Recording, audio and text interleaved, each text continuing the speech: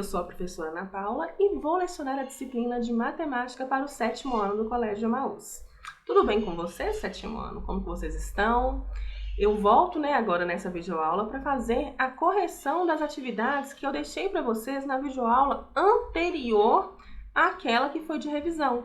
Então, antes de nós fazermos a revisão, a correção da revisão e a avaliação, nós tivemos uma videoaula em que eu deixei essas atividades. Então, vamos fazer a correção dessas.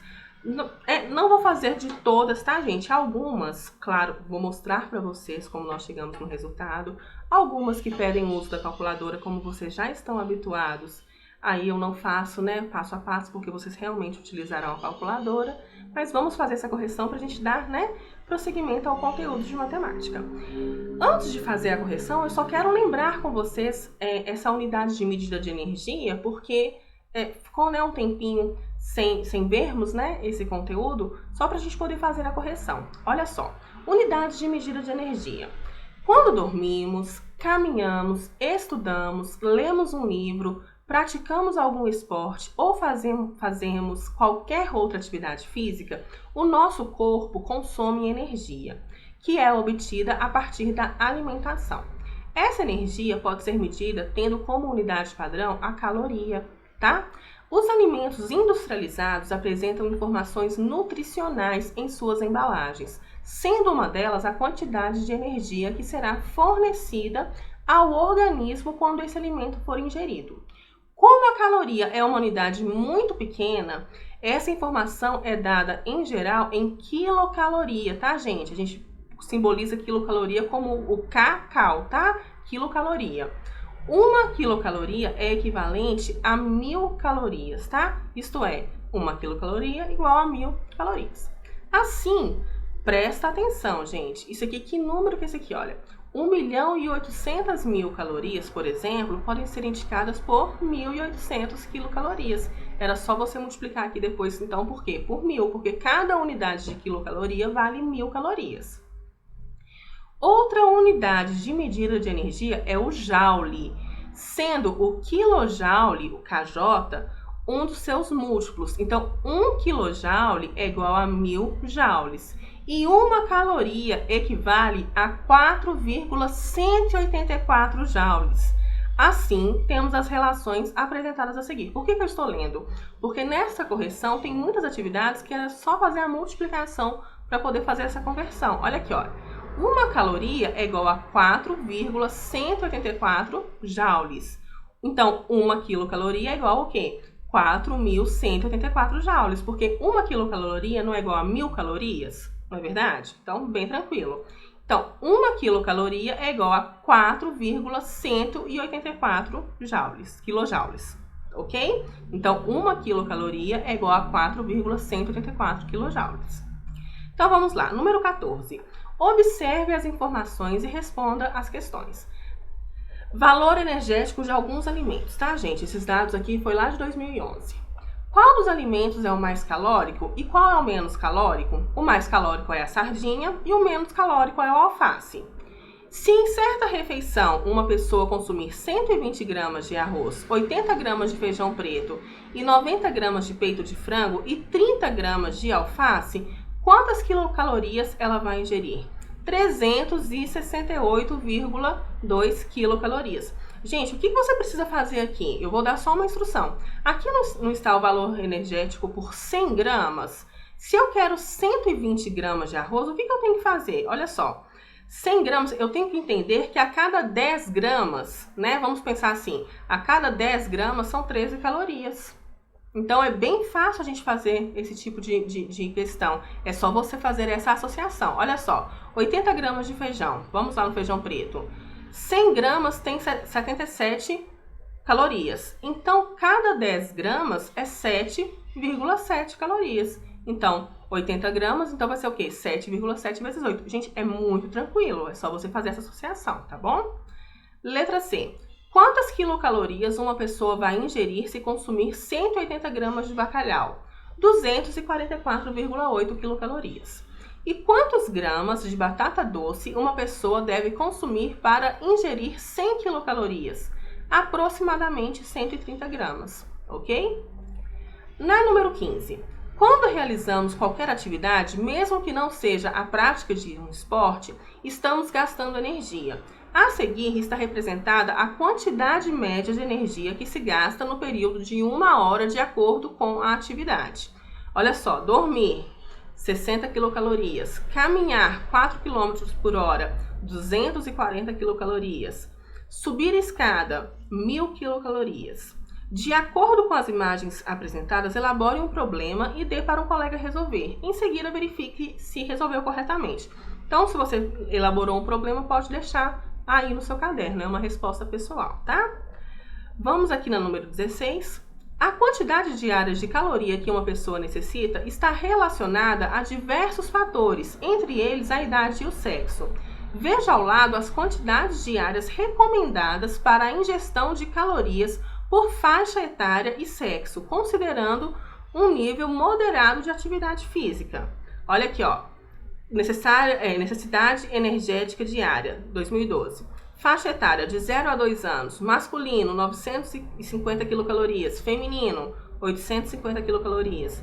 Então, vamos falar na faixa etária de vocês, né, que está de 11 a 14 anos. Os meninos precisam o quê?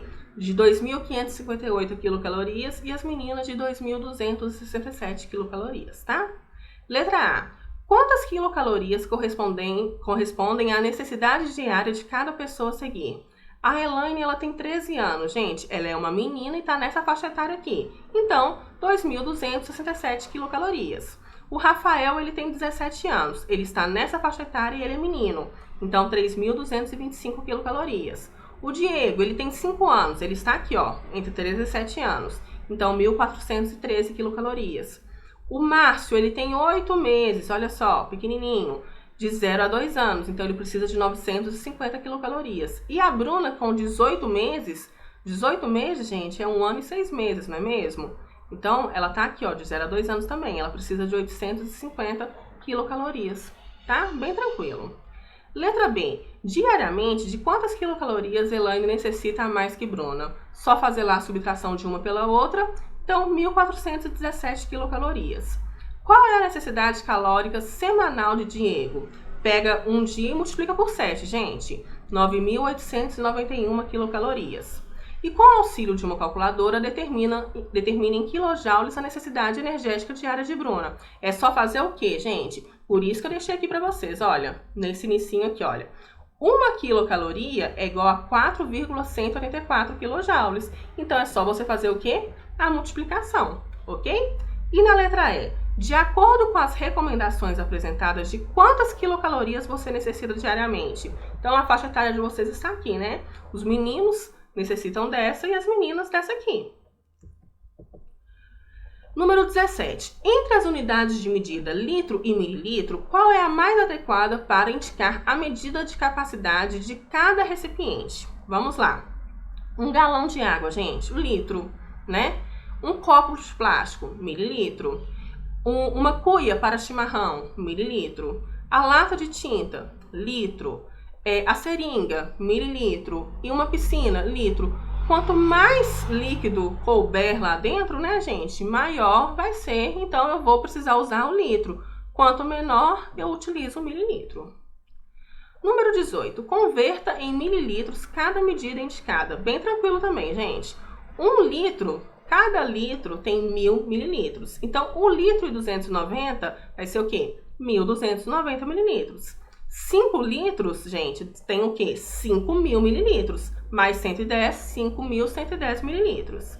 Aqui, 7.195. Aqui, 6.500 mililitros. 3,5, gente. 3,5, quanto que é 3 dividido por 2? É 1,5. Então, 1.500 mililitros. 8 inteiros e 5 meios. Eu primeiro faço o que então aqui, gente? Posso até converter aqui, mas nem precisa. 8 inteiros, né? Ou então 8 litros, seriam 8.000 mililitros. E 5,5, 5 dividido por 2 não dá 2,5? Então, 8 mais 2, 10, né? E metade, 5, 10 e 500 ml. Ou seja, 10,5, né, mililitros. 10.500 mililitros. 19. Para ser doador de sangue, entre outras exigências, é necessário ter de 18 a 69 anos e mais de 50 quilos. Os homens podem doar sangue a cada 60 dias, sendo permitidas no máximo 4 doações ao ano, e as mulheres a cada 90 dias e no máximo 3 vezes ao ano. Em cada doação são retirados no máximo 450 ml de sangue. Então vamos lá. O homem que doou sangue no dia 15 de março poderá doar sangue novamente a partir de que data? 14 de maio. Ana doou sangue 3 vezes em um ano. A cada doação foram retiradas 365 ml de sangue. Quantos mililitros de sangue Ana doou este ano? 1.095 mililitros, tá? Um homem doou sangue 4 vezes em um ano, sendo retirados o total de 1,7 litros de sangue. Quantos mililitros de sangue foram retirados em média a cada doação? 425 mililitros, tá? Porque só dividir isso aqui por 4. Você considera importante a doação de sangue? Por quê? Gente, olha só. Cada doação, né, são só 450 ml de sangue. Então, é muito importante a doação. Infelizmente, eu tenho tireoide, eu não posso, né, doar sangue. Mas eu gostaria tanto de poder doar. Eu espero que vocês, né, quando vocês atingirem essa idade, que vocês façam essa doação, porque é muito importante. É o amor ao próximo, né, gente? É você sentir a dor do próximo, é você ter a empatia que nós tanto falamos, né? Então, eu espero que todos vocês, né, podendo, é claro, a partir dos 18 anos, façam sim a doação de sangue, porque principalmente em épocas como essa que nós estamos agora, poucas pessoas fazem a doação e os estoques eles ficam assim mínimos e muitas pessoas perdem a vida por conta disso. Vamos lá, número 20. O concentrado de suco representado abaixo deve ser misturado à água na proporção de 1 litro de água para cada 250 ml de concentrado. Vocês já viram isso? Muitos produtos que vêm concentrado que a gente tem que fazer primeiro dissolver antes de fazer essa utilização? Letra A. Em quantos litros de água deve ser misturado todo o conteúdo da garrafa de concentrado? 6 litros, verdade? Porque aqui, olha, tem 1,5 litro, então é 1 litro de água para cada 250 ml, então precisa de 6 litros. Após ter misturado todo o conteúdo da garrafa de concentrado na água, quantos litros de suco serão obtidos? 7,5 litros de suco. Bem tranquilo também, né, gente? Número 21. Converta em litros e mililitros cada medida indicada. 4.200 mililitros. Cada 1.000 mililitros, gente, é 1 litro. Então, 4.200 vai ser o quê? 4 litros e 200 mililitros. Aqui, 2 litros e 535 mililitros. Aqui, 8 litros e 420 mililitros. Aqui, 3 litros e 5 mililitros. Aqui, 5 quartos, gente, é bem interessante porque 5 quartos é como se fosse 1 inteiro e 1 quarto. 1 inteiro é 1 litro e 1 quarto de litro, gente, é como se fosse 1.000 litros dividido por 4, que vai dar o quê? 250 ml. Bem tranquilo. Aqui é 2 inteiros e 1 quinto. 2 inteiros vai ser o quê? 2 litros. E 1 quinto. 1 quinto seria o quê? O total. 1.000 litros dividido por 5, que vai ser o quê? 200. Então, 2 litros e 200 mililitros. Bem fácil também. Número 22. Observe o gráfico e responda as questões. Consumo diário de água per capita no Brasil por região em 2016. Em qual das regiões houve o maior consumo de água per capita? E em qual houve o menor consumo? Maior Sudeste, menor Nordeste. É só análise de gráfico também, tá, gente? Uma pessoa que mora na região Sudeste consumiu, em média, quantos litros de água por semana em 2016? Como está per capita? Per capita é por pessoa, né? Então, é só você multiplicar, então, aqui, ó, uma pessoa que mora na região Sul consumiu, em média, quantos litros de água por semana? Semana tem 7 dias, é só você pegar o valor, né, que está falando aqui da região Sudeste e multiplicar por 7, tá? 1.257,9 litros. Quantos litros de água, em média, uma pessoa que mora na mesma região que você consumiu por dia em 2016? Nós estamos na região Sudeste, então vocês analisam a região Sudeste, tá? Letra D. Escreva em litros e mililitros o consumo de água diário per capita de cada região. De pessoa não, gente. Per capita já é de pessoa, né? Per capita de cada região. Norte, 154 litros e 500 mililitros. Nordeste, 112 litros e 500 mililitros. Sudeste, 179 litros e 700 mililitros. Sul, 144 litros e 200 mililitros. E Centro-Oeste, 148 litros e 500 mililitros. Olha aqui, o Nordeste é o que menos consome, né, gente? Nós do Sudeste somos o que mais consumimos. Número 23. Escreva duas grandezas que podem ser associadas às imagens. Olha aqui. Letra A, intensidade luminosa e consumo elétrico. Letra B, consumo elétrico e capacidade de armazenamento, que é o que? O computador, não é mesmo? Letra C, idade e altura, dessa coisinha fofa aqui. E letra D, massa e caloria, esse biscoito que engorda, gente. Vamos lá agora no número 24. Classifique a grandeza indicada em cada item em contínua ou discreta. Na letra A, contínua, letra B, discreta, letra C, discreta e letra D, contínua, ok? Número 25 também é análise de gráfico, gente, sempre é só analisar, somar, subtrair, bem tranquilo. Observe o gráfico e responda as questões. Média das temperaturas máximas e mínimas máxima e mínima registrada em Caxias do Sul, no Rio Grande do Sul, em alguns meses do ano no período de 1961 a 1990, tá? Em qual mês foi registrada a menor temperatura e a maior? A menor foi em maio e a maior em fevereiro. Em qual mês foi registrada a menor variação de temperatura? Em maio. E de quantos graus Celsius foi essa variação? 7,6 graus Celsius, tá? 26. Transforme as medidas de temperaturas em graus Celsius. Lembrando que para resolver a gente tem aquelas fórmulas, lembra?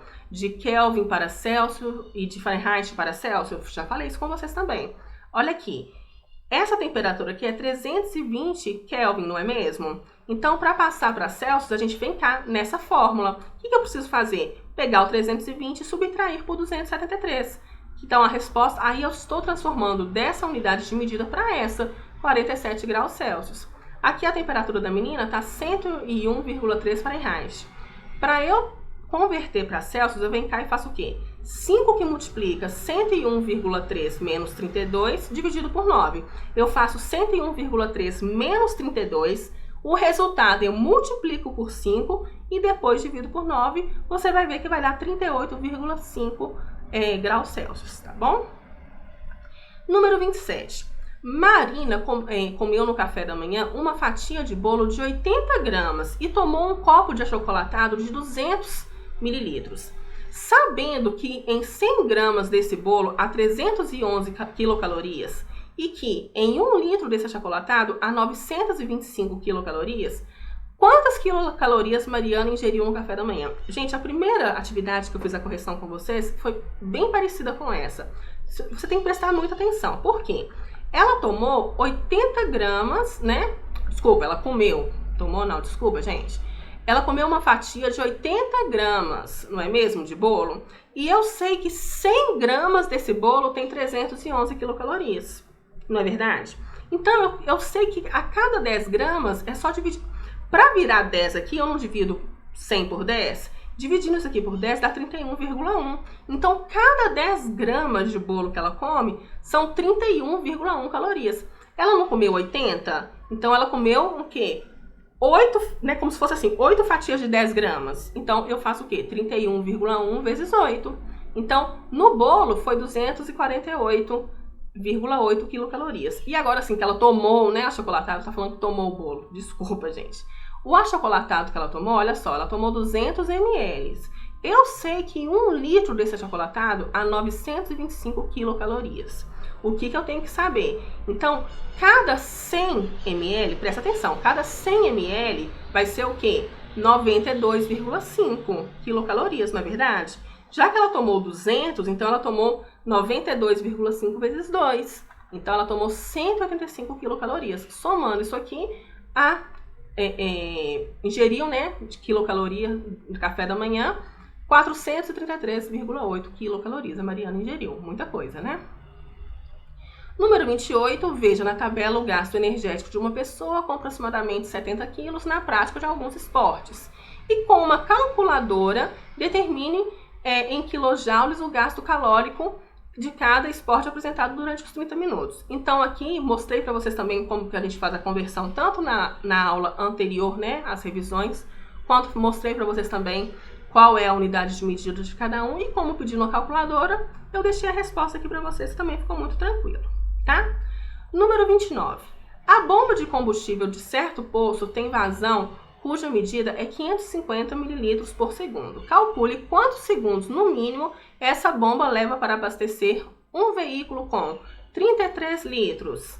Você faz também essa associação igual nós fizemos nessas questões anteriores. Então, 60 segundos, 38,5 litros, 70 segundos, 30,8 litros, 56 segundos, 31,9 litros, 58 segundos.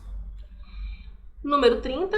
Em uma padaria foram preparadas em certo dia 6 bules de café com medida de capacidade igual a 2,4 litros cada uma. Sabendo que todo o café preparado nesse dia foi vendido em xícaras cuja medida de capacidade é igual a 75 ml cada uma, responda as questões. Sabendo aqui, gente, então aqui vai ser o quê? 2.400 ml. É muito tranquilo. Quantas xícaras de café foram vendidas nesse dia? 192 xícaras. É só você fazer a divisão. Cada xícara de café foi vendida a R$ 3,40. Qual foi a quantia arrecadada com a venda de café? 192 vezes 3,40, R$ 652,80. Vamos agora no número 31. As cisternas são reservatórios que acumulam água de chuva e que, em geral, é consumida em época de seca. No sítio de João foi construída uma cisterna com medida de capacidade igual a 22.500 litros. Supondo que essa cisterna esteja com 80% da medida de sua capacidade e que o consumo doméstico seja de 400 litros diário, por quantos dias sem chuva essa cisterna poderá suprir esse consumo? Primeiro, ela está com 80%. O que você tem que fazer? 80% de 22.500, que é o quê? 80 vezes 22.500 dividido por 100. Aí você vai saber que o consumo doméstico é de 400 litros por dia. Pega esse resultado, divide por 400, você vai ver que são 45 dias, tá bom? Número 32, escreva em litros e mililitros a quantidade de líquido contida em cada recipiente graduado. Aqui, gente, 1 litro e 800 mililitros. Aqui, 1 litro e meio, né? 1 litro e 500 mililitros. Letra C, 750 mililitros. E letra D, 1 litro e 400 mililitros.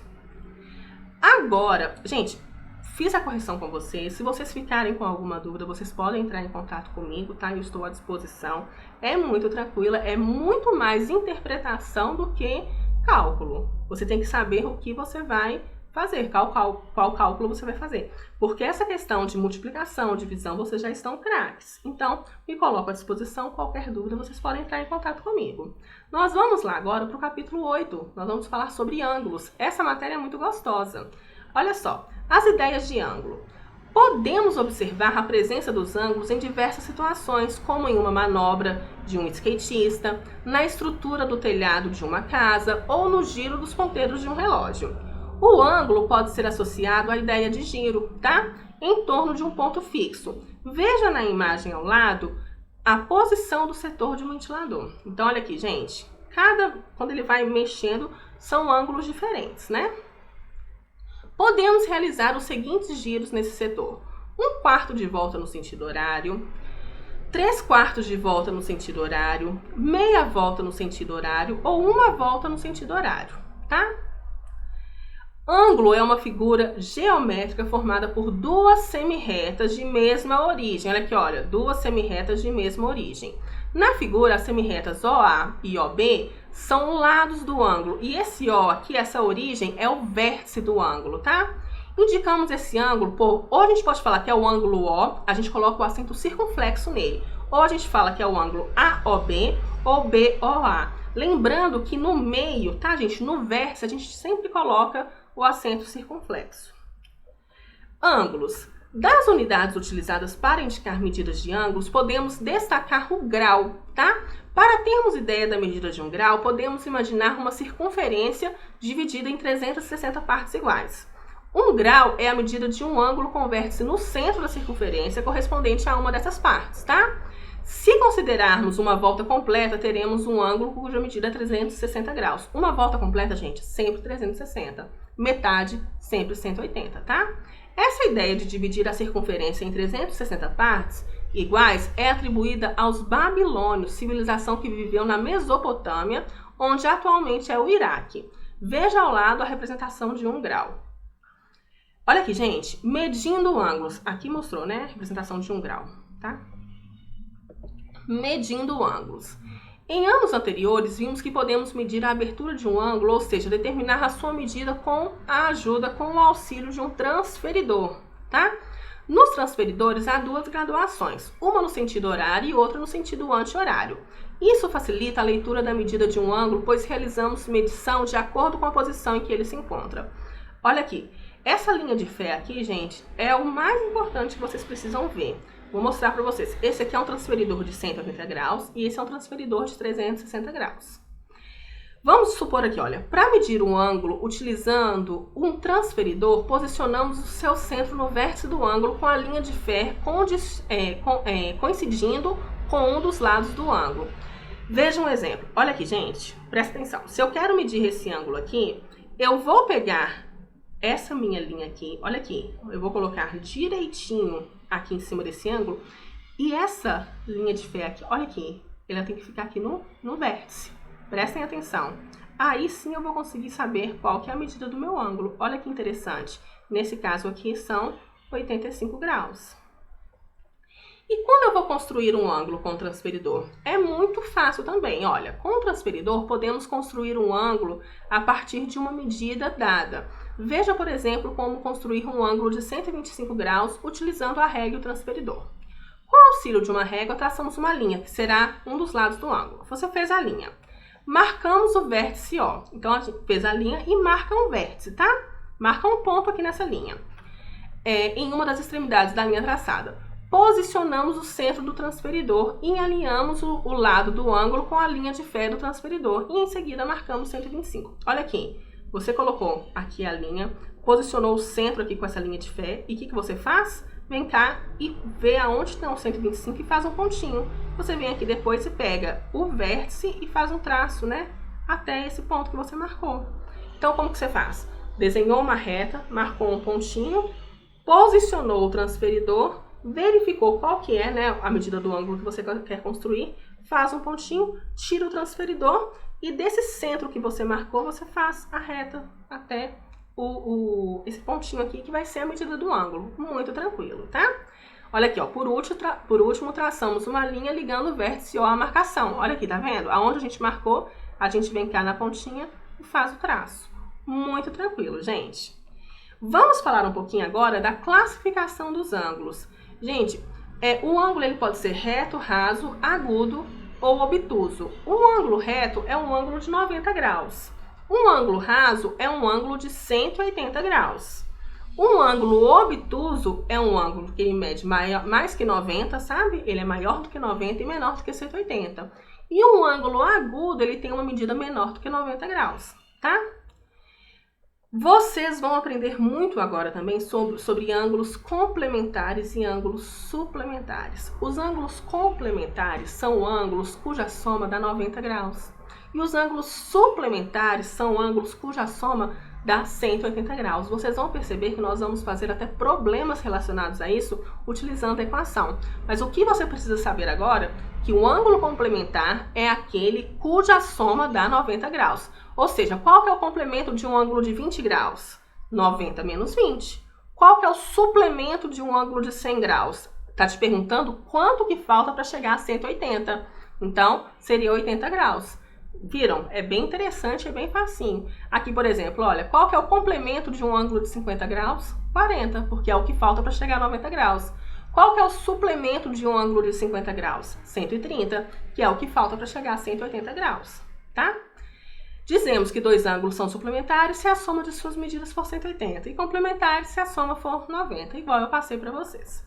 Gente, vou deixar essas atividades para vocês fazerem, bem tranquilo. Eu volto na próxima videoaula fazendo a correção e falando um pouco mais sobre ângulos com vocês. Nós vamos ficar aí um pouquinho ainda falando sobre ângulos, vocês vão ver que tem muita coisa interessante por aí, tá bom? Um grande abraço para vocês, me coloco à disposição caso vocês tenham qualquer dúvida, viu? Fiquem com Deus e lembre-se, juntos no caminho certo.